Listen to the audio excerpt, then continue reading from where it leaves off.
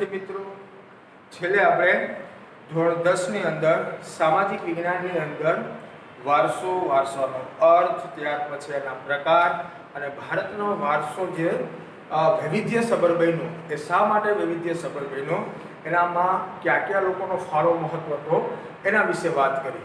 હવે આપણે ચેપ્ટર 1 ની અંદર થોડુંક આગળ વાત કરીએ તો હવે પછીનો ટોપિક આવશે સંસ્કૃતિનો અર્થ. સંસ્કૃતિનો અર્થ ખાસ યાદ રાખજો વિદ્યાર્થી મિત્રો, આ જે ટોપિક છે સંસ્કૃતિનો અર્થ એ 2 ગુણમાં લગભગ અત્યાર સુધીના મોટા ભાગના બોર્ડના જે પ્રશ્નો છે એમાં પૂછાયેલો પ્રશ્ન છે. હવે સંસ્કૃતિ કોને કહેવાય, સંસ્કૃતિ એટલે શું, તો સૌથી પહેલા હવે સંસ્કૃતિનો અર્થ આપણે એની વ્યાખ્યાઓ જોઈએ. તો પહેલી વ્યાખ્યા છે ગુફાથી ઘર સુધી માનવ જાતની વિકાસ યાત્રા. ગુફાથી ઘર સુધી જે માનવ જાતની વિકાસ યાત્રા છે એને આપણે સંસ્કૃતિ કહેવાય. ત્યાર પછી દેશ કે સમાજની અંદર કાળક્રમે બદલાતા જે કાંઈ પણ પરિવર્તનો છે, સુધારાઓ છે, સામાજિક નીતિ રીત રિવાજો છે એને પણ આપણે સંસ્કૃતિ કહેવાય છે. દેશ કે સમાજની અંદર, દેશ કે સમાજમાં કાળક્રમે બદલાતા નીતિ રીતિ કે રિવાજ ને આપણે સંસ્કૃતિ તરીકે ઓળખીએ છીએ. આ ઉપરાંત સંસ્કૃતિ એટલે માનવ મનનું ખેડાણ, એને પણ સંસ્કૃતિ કહેવાય છે. ત્યાર પછી સંસ્કૃતિનો બીજો અર્થ જોઈએ તો હજી એક મહત્વની વ્યાખ્યા છે માનવ સમાજની ટેવો, મૂલ્યો, આચાર વિચાર. ત્યાર પછી માનવ સમાજની ટેવો, મૂલ્યો, આચાર વિચાર, ધાર્મિક પરંપરાઓ અને ધાર્મિક પરંપરાઓ અને રહેણી કરણી.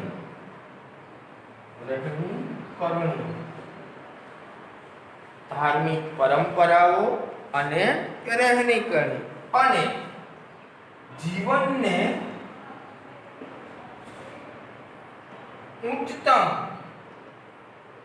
ધ્યેય સુધી લઈ જતા આદર્શોનો સરવાળો.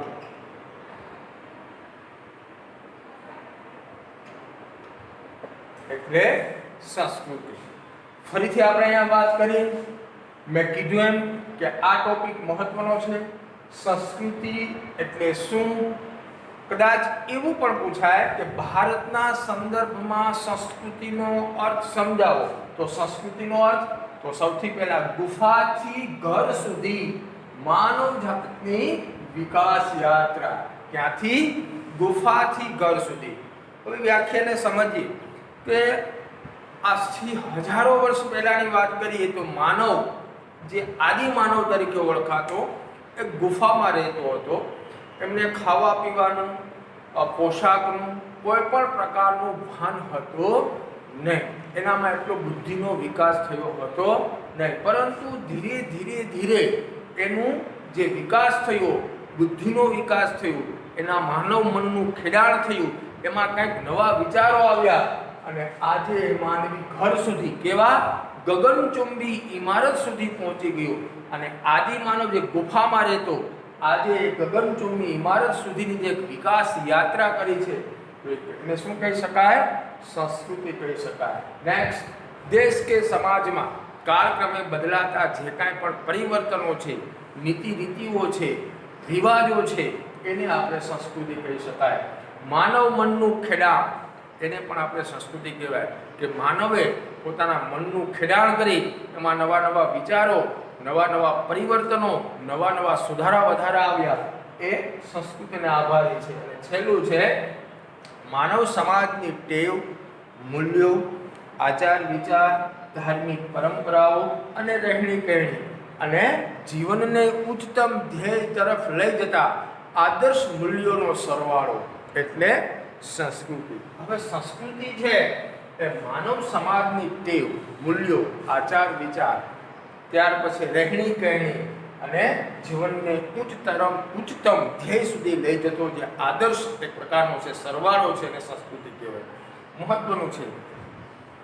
એક પ્રશ્ન એવો પણ પૂછાય કે ભાઈ સંસ્કૃતિ જીવન જીવવાની રીત શીખવે છે. શા માટે? તો આપણે એવું કહી શકીએ કે ભાઈ સંસ્કૃતિ છે આપણને બોલવું, ચાલવું, ત્યાર પછી આપણી ભાષા, રહેણી કહેણી, આ બધું સંસ્કૃતિને આધારે છે અથવા તો સંસ્કૃતિ ઉપરથી છે એ આવતું હોય છે. એટલે સંસ્કૃતિ આપણને જીવન જીવવાની રીત શીખવે છે. કોઈ પણ માનવ સમાજની ટેવ, એમના જે કાંઈ પણ મૂલ્યો છે, આચાર વિચાર, ગુજરાતીમાં એક કહેવત છે, જેવો આચાર એવો વિચાર. આપણી જે ધાર્મિક પરંપરાઓ છે, આપણા જે રહેવાની જે રહેણી કહેણીની જે રીત રિવાજો છે, આ બધાને સંસ્કૃતિને આધારે છે.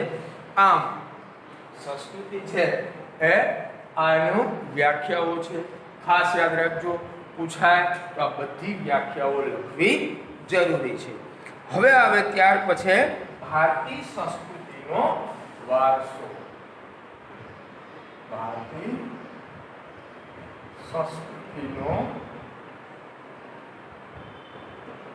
વારસો. હવે આ વારસો એટલે શું? તો આગળ આપણે જોઈ ગયા. સંસ્કૃતિ છે એ પણ આપણે એની વ્યાખ્યાઓ વિશે વાત કરી ગયા છીએ. હવે વારસો એટલે શું? તો કે વારસો એટલે ફરીથી કહી દઉં કે આપણને વારસો એટલે આપણને આપણા પૂર્વજો તરફથી મળેલી અમૂલ્ય ભેટ એટલે શું કહેવાય? વારસો કહેવાય. વારસો એટલે આપણને આપણા પૂર્વજો તરફથી મળેલી જે ભેટ છે એને આપણે વારસો કહેવાય.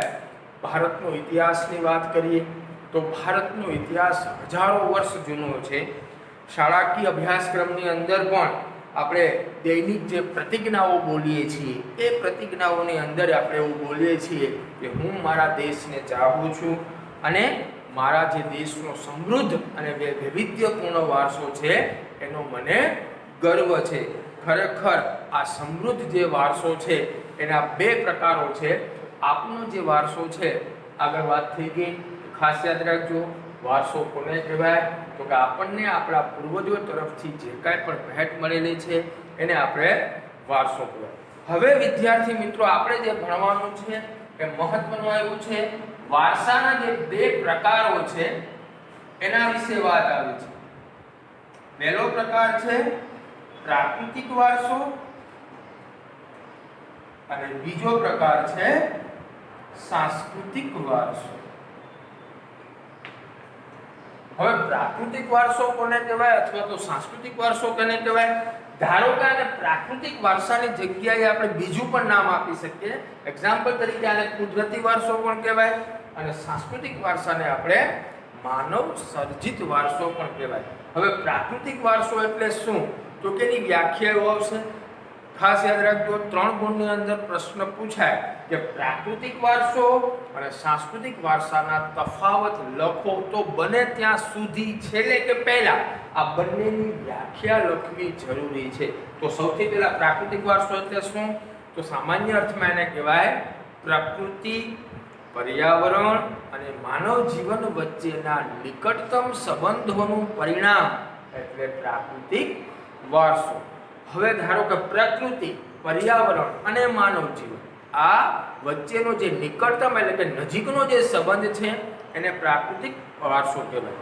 પ્રકૃતિ અને પર્યાવરણ હશે તો માનવ હશે અને માનવ હશે તો પ્રકૃતિ અથવા તો પર્યાવરણ હશે. એટલે આ બંને વચ્ચેનો જે નજીકનો સંબંધ છે એને પ્રાકૃતિક વારસો કહેવાય. કારણ કે આ વારસા થકી જ આ વારસો શક્ય છે.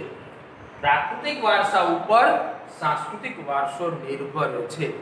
જો પ્રકૃતિ અને પર્યાવરણ હશે તો જ દેશનો અથવા તો માનવીનો વિકાસ શક્ય છે. કોઈ પણ દેશનો અથવા તો વિશ્વના કોઈ પણ દેશના નાગરિકની વાત કરીએ તો એ શેના ઉપર આધાર રાખે છે? પ્રાકૃતિક વારસા ઉપર. તમે આગળના ધોરણની અંદર ભણી ગયા છો વિદ્યાર્થી મિત્રો કે ભાઈ પ્રકૃતિ છે, પર્યાવરણ છે, આપણને કઈ રીતે ઉપયોગી છે. તો મેં પહેલા જ વાત થઈ ગઈ હતી, આગળના ધોરણમાં તમે ભણી ગયા છો કે ભાઈ સૌથી પહેલા છે જમીન, ત્યાર પછી જંગલ છે, હવાઓ છે, વન છે, વેલાઓ છે, લતા છે, પર્ણ છે, પુષ્પો, આ બધા જે પ્રકૃતિના તત્વો છે એના ઉપર નિર્ભર થઈ અને માનવી અથવા તો દેશ પોતાનો આર્થિક વિકાસ કરે. ખનિજ તેલ છે, તો આ બધા પ્રાકૃતિક વારસાના ભાગ કહી શકાય. ત્યાર પછી એવો પ્રશ્ન પૂછાય કે ભાઈ પ્રાકૃતિક વારસામાં કઈ કઈ બાબતનો સમાવેશ થાય? તો તમારે માત્ર એટલું જ યાદ રાખવાનું છે કે જે કુદરતે બનાવેલું છે તમામ તત્વોનો સમાવેશ શેમાં થાય? પ્રાકૃતિક વારસામાં. હવે ભગવાને તો ઘણું બધું બનાવેલું છે, કુદરતે તો ઘણું બધું બનાવેલું છે.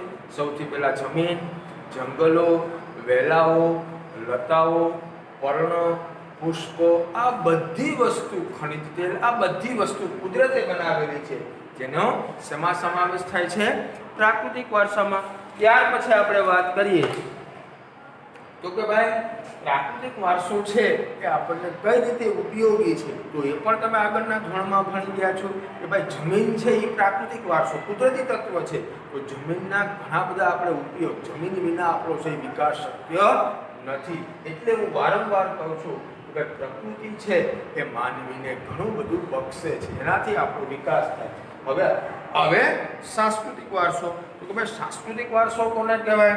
તો કે માનવીએ પોતાની બુદ્ધિ શક્તિ, કલા કૌશલ્ય અને આવડત દ્વારા માનવીએ, ફરીથી વાત કરું છું, માનવીએ, ખાસ યાદ રાખજો વિદ્યાર્થી મિત્રો, માનવીએ પોતાની બુદ્ધિ શક્તિ, કલા કૌશલ્ય અને આવડત દ્વારા જે કાંઈ પણ સર્જન કર્યું અથવા તો મેળવ્યું છે એને શું કહેવામાં આવે છે? સાંસ્કૃતિક વારસો કહેવામાં આવે છે. હવે એમ પૂછાય કે ભાઈ સાંસ્કૃતિક વારસામાં કઈ કઈ બાબતનો સમાવેશ થાય? તો તમારે સિમ્પલ યાદ રાખવાનું કે જે માનવે બનાવેલું છે એ તમામ વસ્તુનો સમાવેશ શેમાં થાય છે? સાંસ્કૃતિક વારસામાં થાય. તો ધારો કે માનવીએ બનાવેલું છે તો એમાં મંદિરો, ગુંબજો, ત્યાર પછી ઐતિહાસિક જે કાંઈ પણ સ્મારકો છે તે, મંદિરો, વિહારો, ચૈત્યો, ગુફાઓ, શિલાલેખો, મકબરાઓ, જાળીઓ, આ તમામનો સમાવેશ શેમાં થાય છે? સાંસ્કૃતિક વારસાની અંદર કરવામાં આવે. તો ભારતની અંદર પ્રાકૃતિક વારસો પણ સમૃદ્ધ છે અને સાંસ્કૃતિક વારસો પણ સમૃદ્ધ છે. ભગવાને આપણને ઓબેને ખોબે કહેવાય કે મન મૂકીને ભગવાને પ્રકૃતિઓ આપી છે, નયન રમ્ય દ્રશ્યો આપ્યા છે અને જેનાથી આપણું ભારતનો કહેવાય કે પ્રાકૃતિક વારસો સુંદર બન્યો છે. તમે ભારતનો નકશો જોતા હશો એની અંદર ખબર જ છે કે દુનિયાનો એવો કોઈ પણ દેશ નથી કે જે ભારત જેવો, એમ કહેવાય કે હું તો ત્યાં સુધી કહું છું તો ભારતને એક પ્રકારનો માણસની દ્રષ્ટિએ જોવા જઈએ તો સરસ મજાના ભારત માટે એક શાયરી છે કે કશ્મીર जिसका सर है, दिल्ली जिसका दिल है, कश्मीर जिसका सर है, दिल्ली जिसका दिल है, गुजरात और आसाम जिसकी दोनों भुजाएं है, केरल और कन्याकुमारी जिसके दोनों पैर है, हम उस देश के वासी है जिस देश में गंगा जैसी पवित्र नदी बहती है. तो गंगा પણ પ્રાકૃતિક વારસાનો એક ભાગ છે. નદીઓ એ પ્રાકૃતિક વારસાનો એક ભાગ છે. પર્વતો એ પણ પ્રાકૃતિક વારસાનો ભાગ છે. ખીણ પ્રદેશો એ પણ પ્રાકૃતિક વારસાનો એક ભાગ છે. તો ભારતની અંદર જે પર્વત આવેલો છે આપણે બધાને ખબર છે કે ભારતની ઉત્તર દિશાએ મધ્યમાંથી જે કર્કવૃત પસાર થાય છે અને ઉપરનો ભાગ જે ઉત્તર ભારત કહેવાય એ ઉત્તર ભારતની અંદર એક કુદરતી એક શૃંખલા આવેલી, પર્વત શૃંખલા આવેલી છે, જેને આપણે હિમાલય કહેવાય છે. તો પણ એ પણ એક પ્રાકૃતિક વારસાનો ભાગ છે. તો નેક્સ્ટ પીરિયડની અંદર આપણે પ્રાકૃતિક વારસા એમાં કયા કયા બાબતોનો સમાવેશ થશે એના વિશે વાત કરશું. તમારે અત્યારે ખાલી માત્ર હોમવર્કની અંદર, લેસનની અંદર એટલું જ યાદ રાખવાનું છે કે સંસ્કૃતિનો અર્થ, એની વ્યાખ્યાઓ પાકી કરવાની છે. ત્યાર પછી જે કાંઈ પણ વારસો છે એની વ્યાખ્યા પાકી કરવાની છે. અને વારસાના માત્ર 2 પ્રકાર, એમાં પ્રાકૃતિક વારસો કોને કહેવાય એની વ્યાખ્યા, અને સાંસ્કૃતિક વારસો અને એની વ્યાખ્યા વિશે વાત કરવાની છે. જય શ્રી કૃષ્ણ.